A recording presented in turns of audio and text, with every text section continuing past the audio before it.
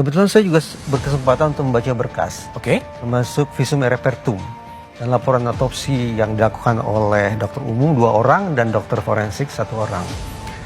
Dengan segala hormat saya nih Pak Sandi, ketika saya membaca visum et repertum, saya tidak menemukan di situ ada simpulan bahwa kedua korban, yaitu almarhumah Vina dan almarhum Eki, adalah korban pembunuhan. Tidak ada. Tidak ada? Tidak ada.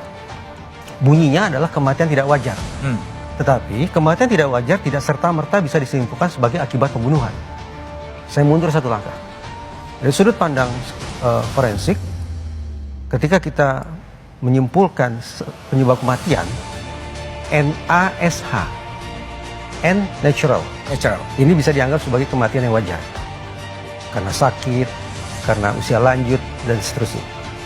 3 selebihnya ini yang tergolong sebagai kematian tidak wajar, yaitu accident, suicide, homicide, kecelakaan, bunuh diri, dan meninggal seseorang akibat perbuatan orang lain. Nah, di dalam berkas yang saya baca, simpulan akhirnya hanya kematian tidak wajar. Tapi tidak terjelaskan apakah kematian tidak wajar itu merupakan akibat dari kecelakaan kah, bunuh diri kah, atau perbuatan orang lain kah? Tidak ada. Itu satu hal. Yang kedua, ini sekaligus mengingatkan saya pada laporan yang disampaikan oleh Rudiana pada tanggal 31 Agustus. Di laporan tanggal 31 Agustus, di laporan itu Rudiana mengatakan kurang lebih kedua korban ditusuk. Kedua korban ditusuk. Ya. Dan kedua korban meninggal di TKP. Tanggal 31 Agustus laporan dibuat oleh Rudiana. Sementara otopsi dilakukan setelah itu, kurang lebih tanggal 6 September. Ketika otopsi dilakukan oleh dokter, lagi-lagi tidak ada yang menyebut bahwa misalnya almarhum Eki meninggal akibat tusukan, tidak ada.